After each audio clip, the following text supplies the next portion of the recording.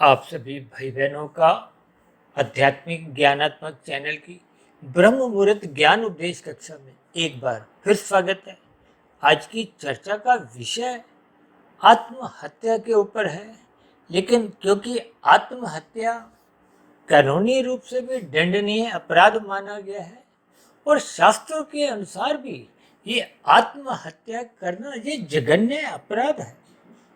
हो सकता है एक साधारण मनुष्य इन सभी स्थितियों को ज्ञानपूर्वक ना भी समझता हूँ। हालांकि देखिए, इस बात की भी सत्यता से इनकार नहीं किया जा सकता कि ये आत्महत्या जैसा एक घिनौना काम केवल मनुष्य योनि में ही लोग करते हैं, जबकि मनुष्य से नीचे की योनियां जो वास्तव में कष्टमयी है। देखिए, वनस्पति जोनियां हैं 20 लाख तरह की, 9 लाख तरह की समुद्र में रहने वाली जोनियां हैं, 11 लाख तरह के कीड़े मकोड़े कीट पतंगे हैं, 10 लाख तरह के पक्षी, 30 लाख तरह के पशु। इन नीचे की जोनियों में देखिए, क्योंकि दुख भोगे जाते हैं, जबकि शास्त्रों में तो बार बार इस बात का उल्लेख आता है कि मनुष्य योनि बहुत ही पुण्य कर्मों से मिलती है। इसका अभिप्राय क्या है कि मनुष्य योनि के महत्व को समझना चाहिए।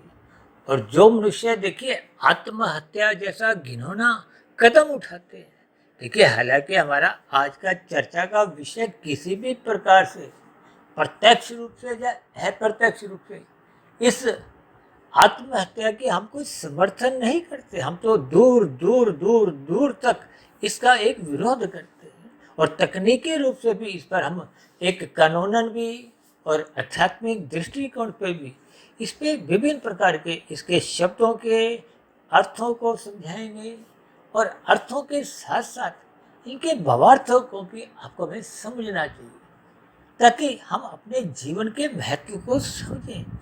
ये मनुष्य योनि परमात्मा द्वारा दिया गया एक उपहार है। और अभी कुछ रोज पहले ही हमने देखी इस मनुष्य योनि की एक विशेषता के साथ ही इसको एक अपॉइंटमेंट लेटर से भी संबंधित कुछ स्थितियों पर इस पर चर्चा रखी थी।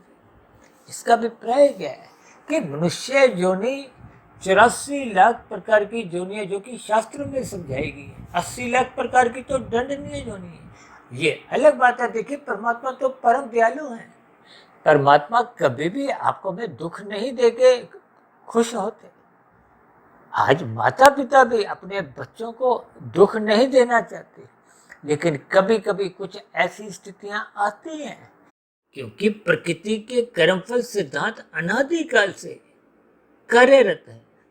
जो कि कर्म पहले होता है, फल बाद में आता है। यानी कि कोई भी दुख बिना कर्म के, बिना पाप कर्म के आपके हमारे जीवन में प्रवेश नहीं कर सकता।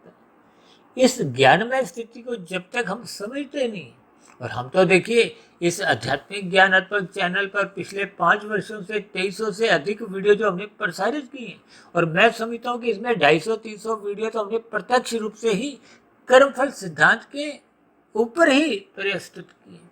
और मुझे आज भी ध्यान है 27 अप्रैल 2019 को अपने इस आध्यात्मिक ज्ञानात्मक चैनल सुधीर भाटिया फकीर के नाम से इसका शुभारंभ किया था। तो हमने तो आरंभ की कक्षा नंबर 1, कक्षा नंबर 2, 3, 4, 5, 6, ये सभी के सभी कर्मों के रहस्य के ऊपर ही, यानी कि कर्मों की ही स्थितियों पर विशेष विचार रखे थे।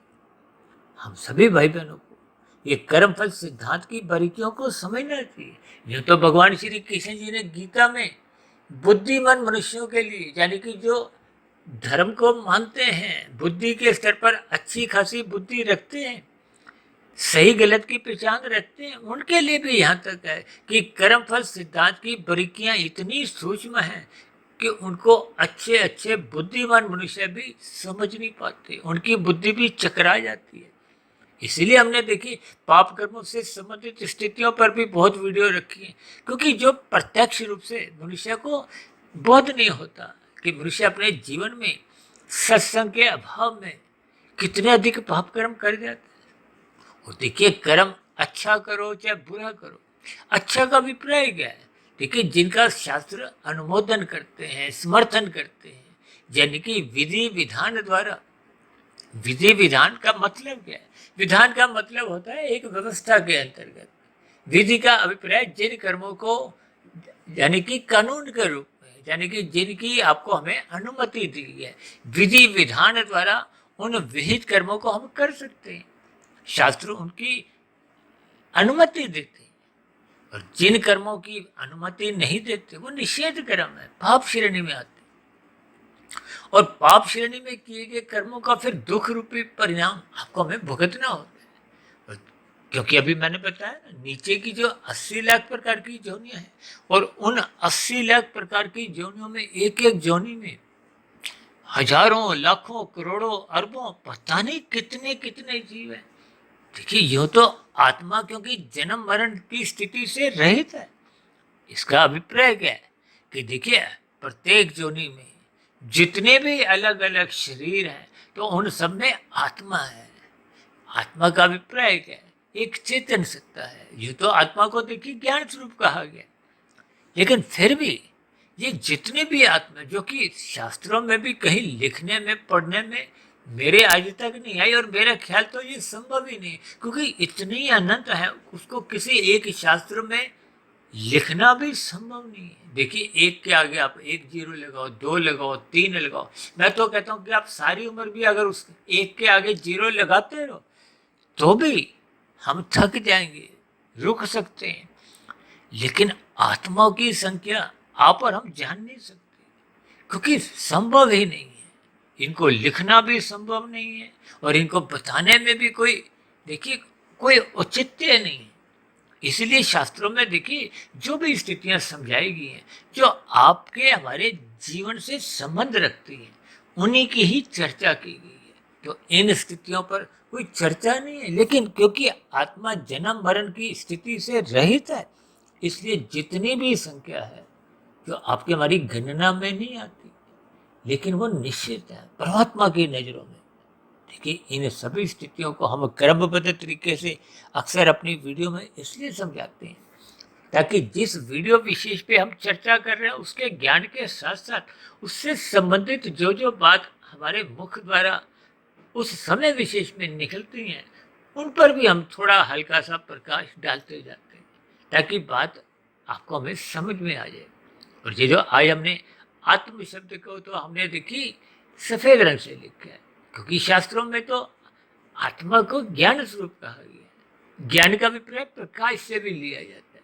देखिए, भौतिक जगत में प्रकाश और आध्यात्मिक जगत में ज्ञान, ये दोनों एक समान स्थिति है।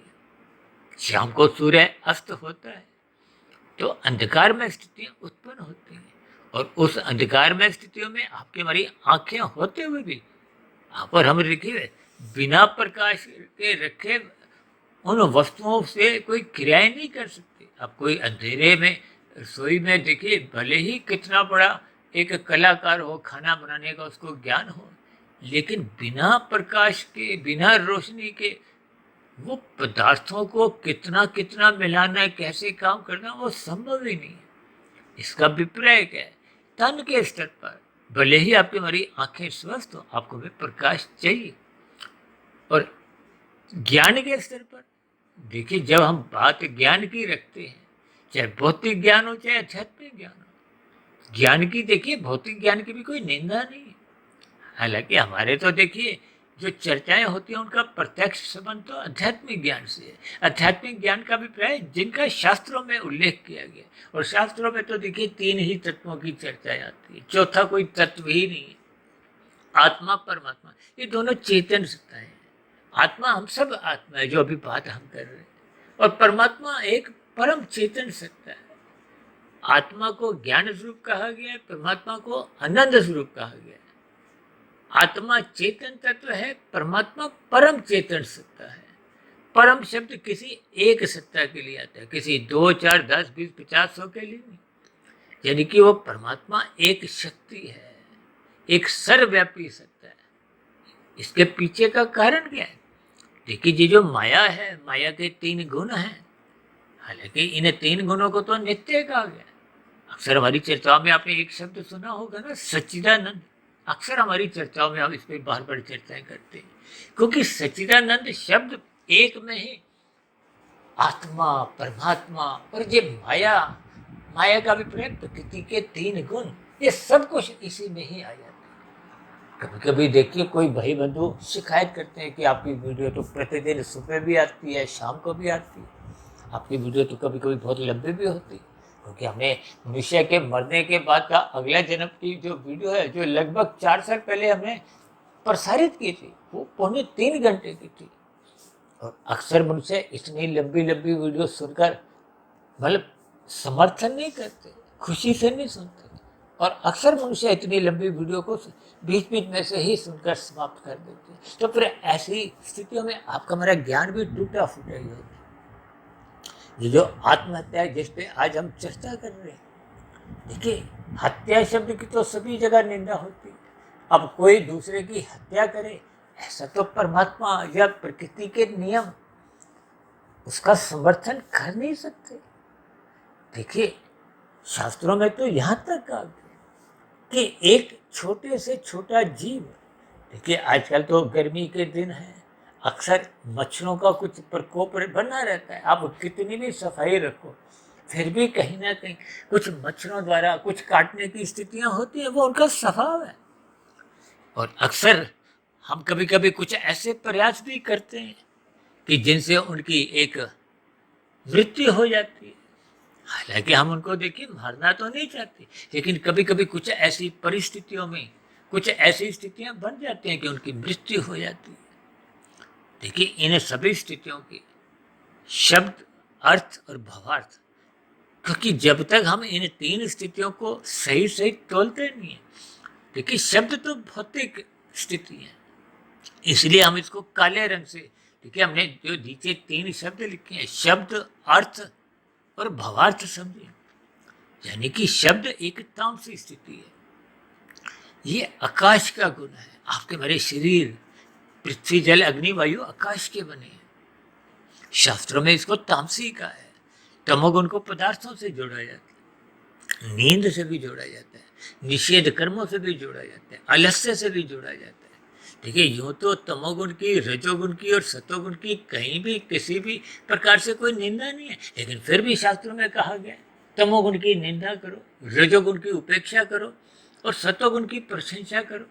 तो इसके पीछे के भावार्थ है। कभी कभी हम देखिए शब्दों पे ही रुक जाते हैं, उनके अर्थ समझते नहीं, भावार्थ तो फिर समझ ही नहीं आते। जब अर्थ ही नहीं समझ में आते तो फिर भावार्थ तो और गहरी चीज है।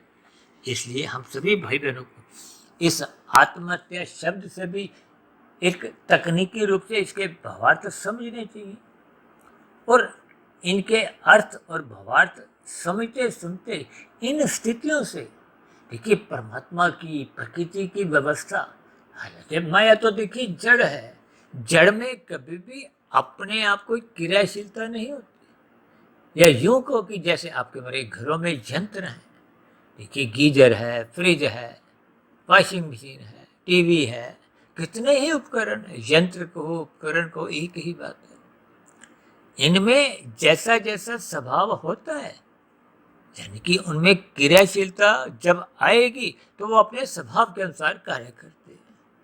लेकिन क्रियाशीलता कब आती है? चाहे बैटरी से आए, चाहे विद्युत शक्ति से आए। देखिए आज हमारा वो विषय नहीं है कि ये किससे चलते हैं, क्योंकि आपका हमारा शरीर किससे चलता है? आत्मा से, परमात्मा से। यूँ तो देखिए शास्त्रों में कहीं कहीं ऐसा भी कहा गया कि आत्मा परमात्मा का ही अंश है। यहाँ अंश का अभिप्राय इसलिए कहा जाता है, कोई परमात्मा का देखिए टुकड़े नहीं है। परमात्मा एक अनंत स्वरूप सत्ता है, आत्मा एक ज्ञान स्वरूप सत्ता है। आत्माएं अनंत है, भले ही परमात्मा की नजरों में निश्चित है, लेकिन निश्चित है क्योंकि इनकी जन्म मरण की स्थितियां नहीं होती, इसलिए घटबढ़ तो सकती नहीं।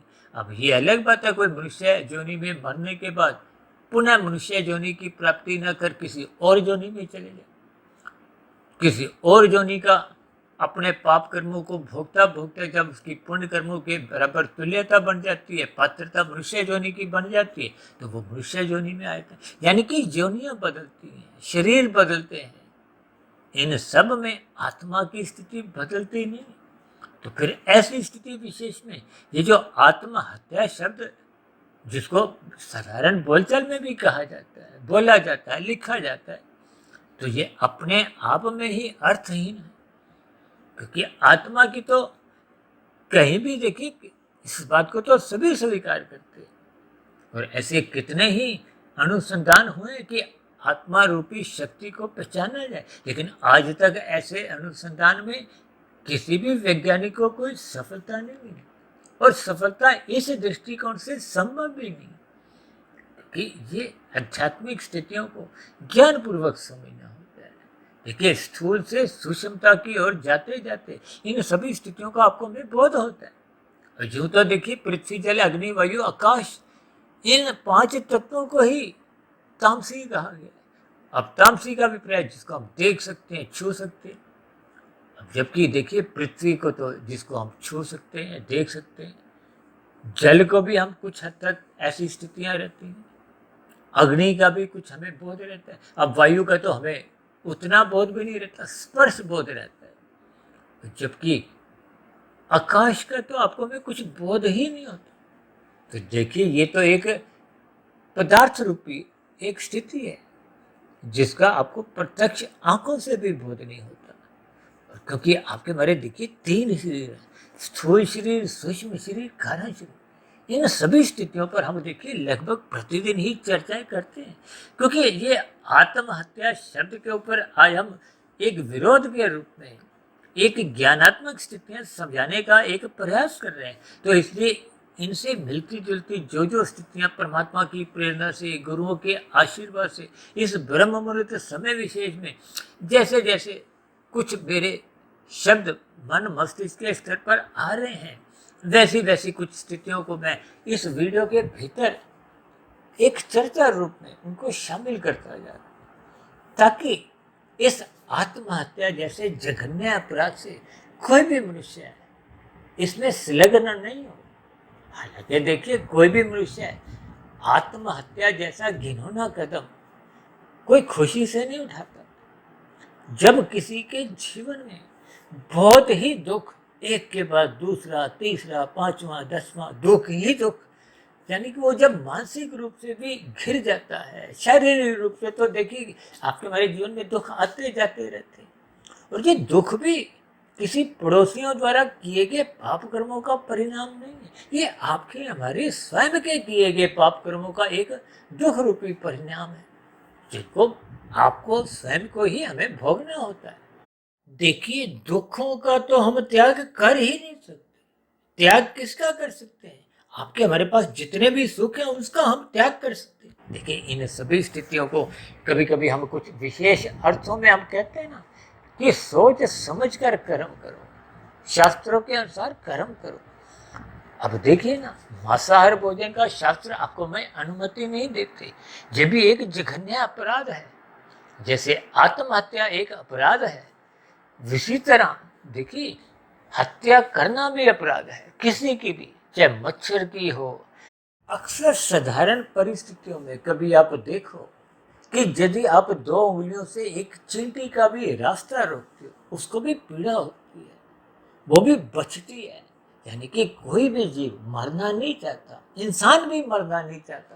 देखिए, आत्महत्या तो बहुत ही एक जघन्य अपराध है। इसको अभी हम और इस पर कुछ विचार अभी स्पष्ट रखेंगे।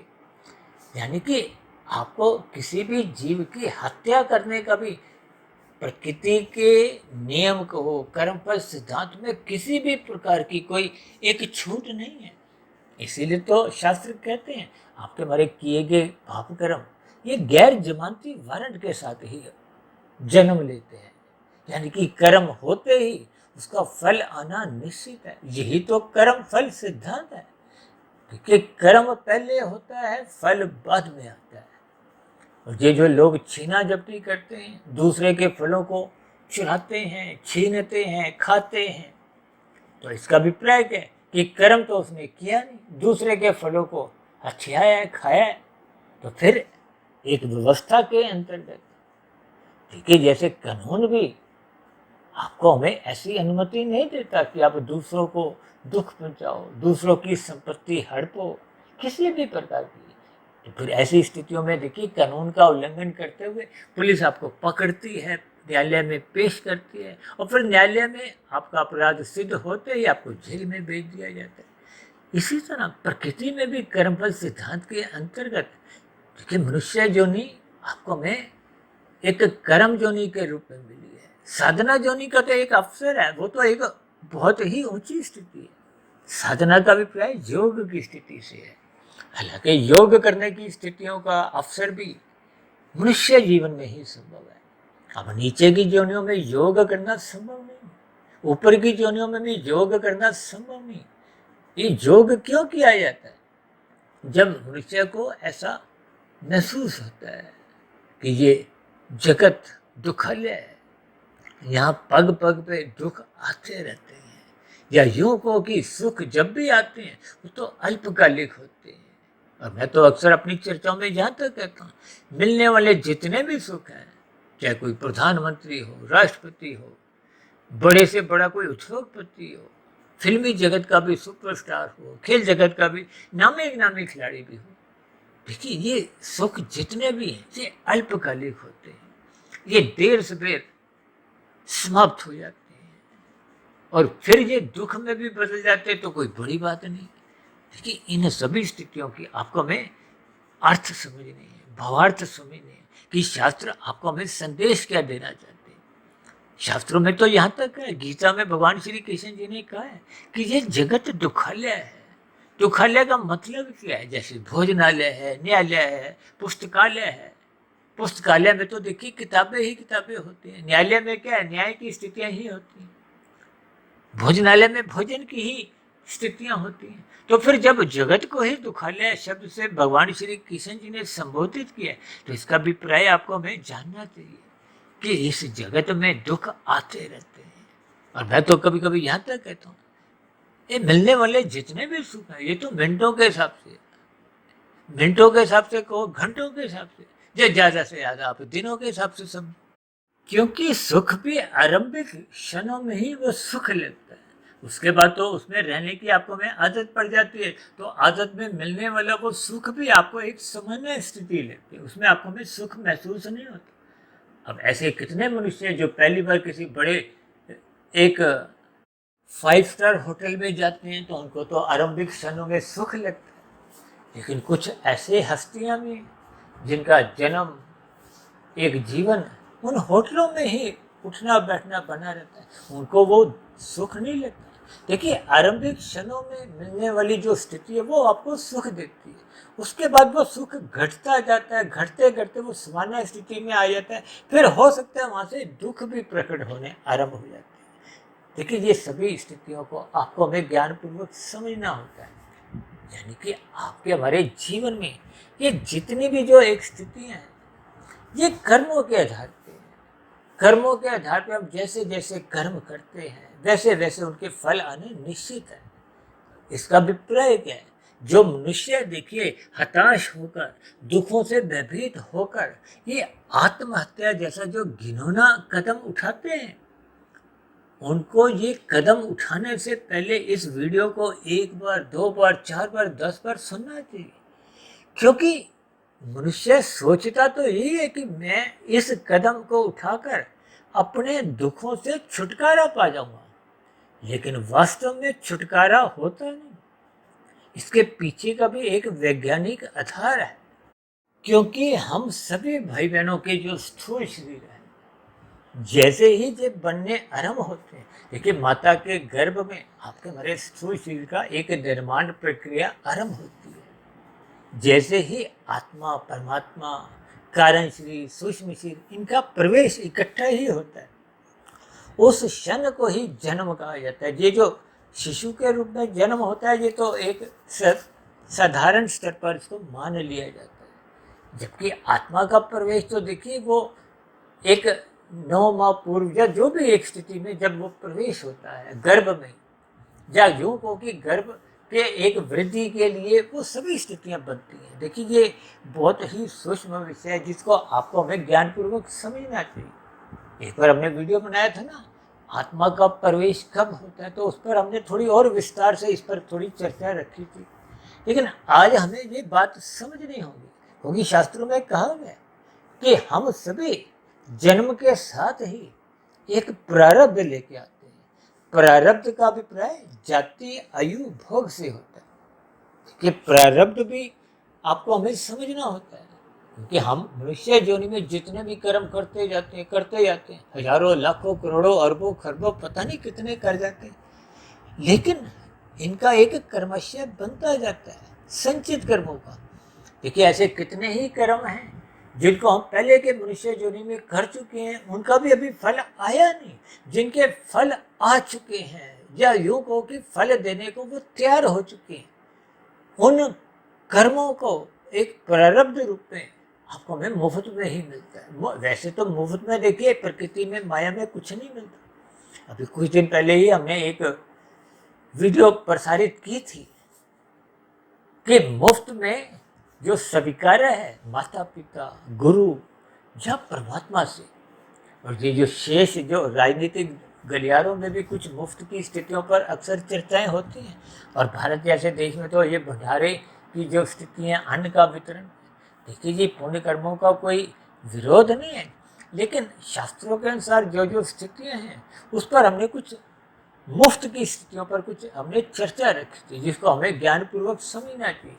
यानी कि प्रकृति में बिना कर्म किए कुछ भी नहीं मिलता, और जो मिलता है वो सबको ही मिलता है, वो बिना कर्म के ही मिलता है। देखिए इन सभी स्थितियों के, इसलिए तो हमने नीचे क्या लिखा है, शब्द अर्थ भावार्थ समझे। इसी दौरान हम देखिए इन सभी स्थितियों की भी शब्द अर्थ भावार्थ समझाते जा रहे हैं। यानी कि हम सभी भाई बहन जन्म के साथ ही जाति आयु भोग लेके आते हैं। जाति तो मनुष्य योनि निश्चित हो जाती है, और आयु का अभिप्राय आपकी हमारी सांसों से है, और भोग का अभिप्राय सुख और दुख।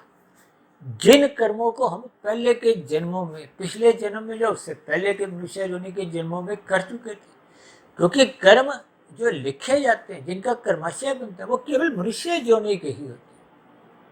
अब कोई कुत्ता बिल्ली कबूतर कीड़े मकोड़े ये जितने भी कर्म करते हैं, इनको कर्म तो कहा ही नहीं जाता, वो तो हम बोलने में कह रहे हैं।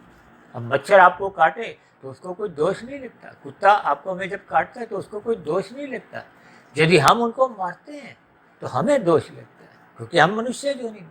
ये कर्मफल सिद्धांत की स्थितियाँ आपके हमारे ऊपर लागू होती हैं।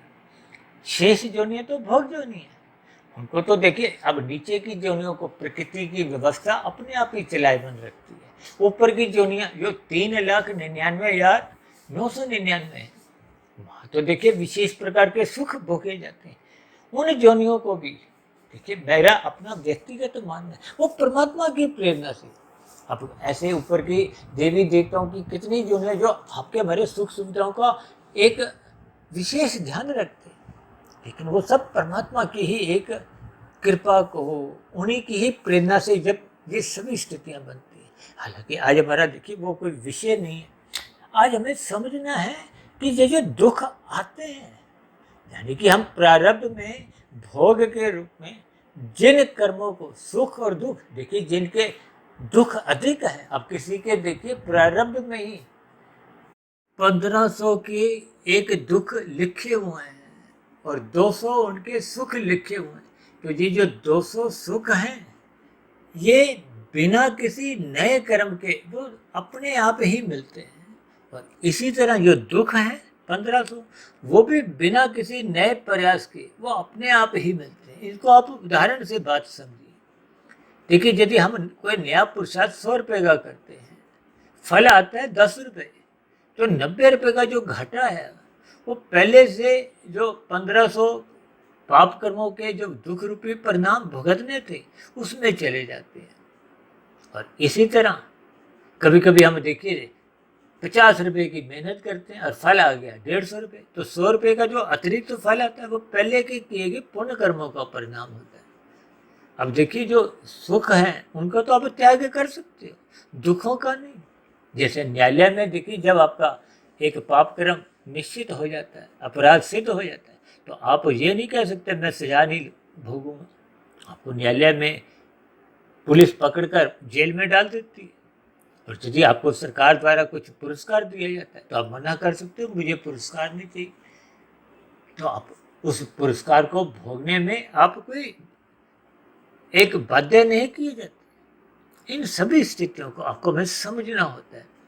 अब दूसरी विशेष बात, जिस बात के लिए आपको मैं एक विशेष अपना दिमाग लगाना है, देखिए ये जो अभी मैंने कहा ना, पाप और पुण्य कर्मों की स्थितियां। अब यदि किसी ने आत्महत्या जैसा घिनौना कदम उठा लिया, तो वो जो उसके पुण्य कर्मों की जो स्थिति थी, वो मृत्यु के साथ ही समाप्त समझी जाती। यानी कि उस जोनि विशेष में जो उसके सुख आने थे अभी एक प्रारब्ध रूप में, वो समाप्त समझ लिए जाते हैं। जबकि दूसरी ओर यदि उसके अभी 1500 दुख थे, अभी उसने 50 दुख में ही वो हार मान गया, शेष 1450 तो अभी दुख आने थे, तो फिर ऐसी स्थिति विशेष में आत्महत्या करने वाला तो ये सोचता है कि मेरे सारे दुख समाप्त हो गए, जबकि सुख तो समाप्त समझे जाएंगे, दुख समाप्त नहीं समझे जाएंगे, क्योंकि दुखों का त्याग संभव नहीं। तो फिर ऐसी स्थिति विशेष में ये जो नया पाप कर्म हुआ आत्महत्या का, देखिए आत्महत्या का अभिप्राय ये लिया जाता है कि आपने स्थूल शरीर की एक हत्या कर दी, स्वयं ही हत्या कर दी। देखिए आत्मा की तो हत्या संभव ही नहीं। ये शब्द ही अपने आप में कुछ गलत है, लेकिन ये चल रहा है बोलने में, लिखने में, इसलिए तो हमने नीचे क्या लिखा है, शब्द अर्थ भवार्थ। अब भवार्थ तो यही है ना कि दुख तो खत्म होने नहीं। तो इसका अभिप्राय क्या है कि आत्महत्या करने के बाद भी वो दुख समाप्त नहीं होने, यानी कि मरने के बाद भी वो जो उसके दुख बच गए थे वो पुनः ट्रांसफर कर दिए जाते हैं, यानी कि वो अगली जोनी में। क्योंकि आत्मा का देखिए कोई जन्म मरण की स्थितियां तो है नहीं, वो तो स्थूल शरीर की मृत्यु हुई है। स्थूल शरीर की एक मृत्यु के बाद फिर दूसरा स्थूल शरीर जो भी पात्रता के अनुसार मिलता है। अब क्योंकि उसने आत्महत्या जैसा, देखिए ये तो कानूनन अपराध है, उसकी तो सजा अब क्योंकि आत्महत्या कर चुका है, इसलिए कानूनन तो अब कोई उस पर आरोप या दंड मिल नहीं सकता। लेकिन परमात्मा की नजरों में तो जो यहाँ का भी जो एक दंड है वो परमात्मा की व्यवस्था में भी मिलेगा, और परमात्मा की व्यवस्था में जो दंडनीय अपराध आत्महत्या का किया उसका भी फल मिलेगा, और जो पाप कर्मों का भी फल उस जोनि विशेष में उसको भोगना था वो भी समाप्त नहीं समझे जाते, वो अगली जोनि में चले जाते हैं। देखिए ये सभी स्थितियों पर यदि आप और हम विचार करेंगे तो मैं समझता हूँ कि कोई भी मनुष्य इस घिनौने काम को कभी नहीं करेगा। और वैसे भी देखिए जब जब दुख आते हैं तो ये दुख भी आपको हमें परमात्मा की नजदीकियां प्रदान करते हैं। अब परमात्मा की शरणागति जाने से देखिए परमात्मा आपको हमें आत्मबल देते हैं। आत्मबल का मतलब क्या है? देखिए जैसे स्थूल शरीर है, ये जितने भी कष्ट आते हैं ये तो स्थूल शरीर के स्तर पर है, और यदि हम मन बुद्धि के स्तर पर ही परमात्मा से जुड़ जाते हैं तो देखिए स्थूल शरीर पे मिलने वाले दुख आपको हमें उतना दुखी कर ही नहीं सकते, क्योंकि आप मन बुद्धि के स्तर पर परमात्मा से जुड़ गए हो। और विशेष रूप से जब जब प्रतिकूल परिस्थितियां आती हैं तो फिर ऐसी संभावनाएं अधिक होती हैं कि आप परमात्मा से जल्दी जुड़ सकते हो, क्योंकि आपका मन परमात्मा में जल्दी टिकता है। और एक मनुष्य के पास जब धन बढ़ने लगता है, संसारी सुख सुविधा के साधन भी बढ़ने लगते हैं, मान प्रतिष्ठा संसारी उपलब्धियां मिलने लगती हैं, तो संभवतः इन सभी सुविधाओं के अंतर्गत उसकी परमात्मा से विमुखता होनी आरंभ हो जाती है। अक्सर कुछ ऐसी स्थितियां देखी एक देखने में आती। इसलिए हम सभी भाई बहनों को सुख हो चाहे दुख हो, यानी कि अनुकूल परिस्थितियां जीवन में आए चाहे प्रतिकूल परिस्थितियां आए, मनुष्य को परमात्मा की साधना करने आरंभ करनी चाहिए। और मैं तो यहाँ तक कहता हूँ, भगवान श्री कृष्ण जी ने तो बार बार कहा है कि निष्काम भाव से कर्म करो, ताकि हम नए सिरे से सकामता में बंधे नहीं। इन गुणों का संग सकाम भाव से मत करें। निष्काम भाव से कर्म आपको में बांधते नहीं, ये परमात्मा के नजदीकियां लाते हैं। देखिए, कर्म योग, ज्ञान योग, भक्ति योग, ये योग की स्थितियां परमात्मा के सम्मुख करती है। और परमात्मा तो देखिए अनंत स्वरूप सत्ता है, जिसके फलस्वरूप आपका हमारा अपना स्वयं का ज्ञान, आत्मा का ज्ञान अवरत नहीं होता। तो जब जब हम संसार के सम्मुख होते हैं तो फिर परमात्मा के आनंद की झलके तो उसी क्षण समाप्त हो जाते, क्योंकि हम परमात्मा से विमुख हो गए। और सम्मुख किसके हुए? संसार के। और संसार में जिस गुण के सम्मुख होते हैं, यदि रजोगुण के सम्मुख होते हैं, धर्मानुसार कर्म करते हैं, तो भले ही आपको सुख सुविधा, स्वास्थ्य, सम्मान, सत्ता जैसी सुविधाएं मिलनी आरंभ हो जाए, लेकिन ये अल्पकालिक होती है। देखिए, इन सभी स्थितियों के आपको हमें भावार्थ समझनी होगी।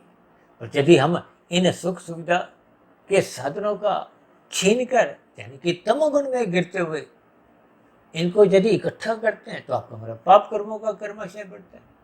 ये पाप पुण्य कर्मों का कर्मशय कब कितना बढ़ता जाता है, देखिए मनुष्य को पता नहीं चलता। विशेष रूप से देखिए पाप कर्मों का। अब पुण्य कर्मों को तो हम रात को सोते समय भी याद रखते हैं कि आज मैंने दिन में 2 पुण्य कर्म किए, लेकिन जो 200 पाप कर्म किए, जो 2000 पाप कर्म किए, उनको तो आपके हमारे ध्यान में भी नहीं होता, क्योंकि पाप कर्म गुणात्मक रूप में होते हैं। अक्सर एक लाल बत्ती पार करने वाला यही कि यातायात के नियमों का उल्लंघन नहीं करता, वो परमात्मा के यहाँ भी विभिन्न लोगों को कष्ट देता हुआ आगे भाग जाता है। तो फिर ऐसी स्थिति में उसका पाप कर्मों का कर्मशय हो सकता है 100 व्यक्तियों के प्रति, 1000 व्यक्तियों के प्रति। और यदि उसके भागने के दौरान किसी अन्य हरी बत्ती पे चलने वाले वाहन चालक को कुछ चोट लगे, तो उसके कितने ही पाप कर्मों का कर्मशय उसके अकाउंट में, खाते में चले जाते हैं। देखिए, ये कर्मफल सिद्धांत की बारीकियां बहुत ही सूक्ष्म स्तर पर हम समझाने का प्रयास करते रहते हैं, फिर भी समझना और बात है, समझाना परमात्मा की बिना कृपा के संभव नहीं होता। इसलिए हम सभी भाई बहनों को ये आत्महत्या जैसी घिनौनी स्थितियों से ऊपर उठते हुए परमात्मा की दी हुई सुख सुविधा, जितने भी आपको साधन मिले हैं, चाहे वो कम मिले हैं चाहे ज़्यादा मिले हैं, आपको पुरुषार्थ करने का एक अवसर मिला है। आपको कर्म योग, ज्ञान योग, भक्ति योग रूपी साधना करने का एक अवसर मिला है, जिसके लिए आपको ज्ञानपूर्वक, श्रद्धापूर्वक सत्संग करना होता है। यानी कि दुखों से छुटकारा पाने के लिए आपको अपने मिले हुए जीवन में सत्वगुण का सहारा लेना है, सत्संग करना है, ब्रह्म मुहूर्त में उठना है, शास्त्रों का स्वाध्याय करना है, गुरु के प्रवचनों को सुनना है। इन सभी स्थितियों को जब हम क्रमबद्ध तरीके से अपने जीवन में आज से ही करना आरंभ कर देते हैं, तो विश्वास कीजिए, यही मिला हुआ जीवन आध्यात्मिक उन्नति के दरवाजे क्रमशः खोलने लगेगा और जीवन में ये सकारात्मक परिस्थितियां बनना आरंभ हो जाएंगी। देखिए, पहले के किए गए जितने भी पाप कर्म हैं, उनको प्रकृति की कोई भी ताकत बदल नहीं सकती, रोक नहीं सकती, लेकिन इनको कमजोर किया जा सकता है। उसका भी देखिए एक अलग एक विधान है, विधान का भी प्रयास उस बात को समझना चाहिए। अब देखिए, प्रारब्ध रूपी दुख, जैसे 1 गिलास पानी में 2 चम्मच नमक की मात्रा ढली हुई है, अब वो 2 चम्मच नमक की मात्रा कम नहीं हो सकती, लेकिन आप नए पुरुषार्थ द्वारा अच्छे अच्छे कर्म करते हुए, साधना करते हुए आप 1 चम्मच शहद डालो, नए पुरुषार्थ द्वारा 2 चम्मच शहद डालो, 3 चम्मच डालो, 10 चम्मच डालो। देखिए, नए पुरुषार्थ के लिए तो आपको हमें किसी ने रोका नहीं। यानी कि हम सभी भाई बहन अच्छे कर्म करने के लिए, पुरुषार्थ करने के लिए, कर्म योग में स्थित होने के लिए स्वतंत्र है। यही तो मनुष्य योनि का लाभ है, जिसके फलस्वरूप वो देखिए प्रारब्ध का जो दुख रूपी वो नमक वाला जो 2 चम्मच का एक मात्रा है, वो तो कम नहीं हुई, लेकिन उसका प्रभाव कम हो जाएगा। कैसे? क्योंकि नए पुरुषार्थ से आपने शहद की मात्रा 2 चम्मच, 5 चम्मच, 10 चम्मच डाली, तो फिर धीरे धीरे इतना शहद डालो नए पुरुषार्थ द्वारा कि वो नमक की जो एक मात्रा थी, भले ही वो तकनीकी रूप से, संख्या के रूप में, मात्रा के रूप में समाप्त नहीं होती, लेकिन उसका प्रभाव कमजोर हो जाता है। इन सभी स्थितियों को ज्ञानपूर्वक आपको हमें समझना चाहिए। देखिए, परमात्मा की प्रेरणा से जैसे जैसे कुछ उदाहरण मेरे मन में आए, मैंने आत्महत्या के ऊपर कुछ विचार रखे हैं। हो सकता है कोई समझाने में मेरी कुछ कमी भी रह सकती है, लेकिन फिर भी साधारण शब्दों में ये आत्महत्या तकनीकी रूप से भी गलत है, एक भौतिक कानून के अनुसार भी ये गलत है, शास्त्रों के अनुसार भी ये निंदनीय जघन्य अपराध है। इसलिए इन सभी स्थितियों की आप और हम निंदा करनी चाहिए, इसका विरोध करना चाहिए। और जहाँ कहीं कुछ ऐसी मिलती जुलती स्थितियाँ आपके संज्ञान में आए तो वहाँ आपको हमें प्रयास करना होगा, ताकि उस मनुष्य के जीवन में ज्ञानात्मक स्थितियाँ उपलब्ध करवाएं। हम तो बार बार कहते हैं श्रद्धापूर्वक सत्संग करो, मौनात्मक स्थितियों से बचो, तामसिक स्थितियों से बाहर आओ। देखिए, जब तक हम ज्ञान रूपी दीपक नहीं जलाएंगे तो ये दुख रूपी अज्ञानता रूपी जो एक स्थितियां हैं वो भागने वाली नहीं है। देखिए, अंधकार को कोई जादू टोना से, कोई डंडे मार के आप भगा नहीं सकते। मात्र अपने ज्ञान का दीपक जलाना है, प्रकाश का दीपक जलाना है, तो अंधकार या अज्ञानता या बुराइयां अपने आप ही भागने लगती है। इन सभी स्थितियों के शब्द, अर्थ, भावार्थ आपको मैं समझते हुए अपने मिले हुए जीवन में, देखिए, प्रारब्ध की जैसी जैसी भी स्थिति है, उन सभी स्थितियों को आप नज़रअंदाज करते हुए नए सिरे से एक एक क्षण का सदुपयोग करते हुए सत्वगुण का अधिक से अधिक संग करो, और जहाँ तक संभव हो सके निष्काम भाव से कर्म करो, जिसका उपदेश स्वयं भगवान श्री कृष्ण जी ने गीता में ही दिया है। इन सभी स्थितियों को ज्ञानपूर्वक हम जितना जितना समझते जाएंगे उतना उतना आपके बारे आध्यात्मिक उन्नति सहज ही एक गति पकड़ने लगती है। तो ऐसी सभी सार्थक शुभ स्थितियाँ हम सभी भाई बहनों के जीवन में भी बनने लगे, यानी कि आपके हमारे जीवन में चाहे जितने भी दुख आए, इन सभी बुराइयों से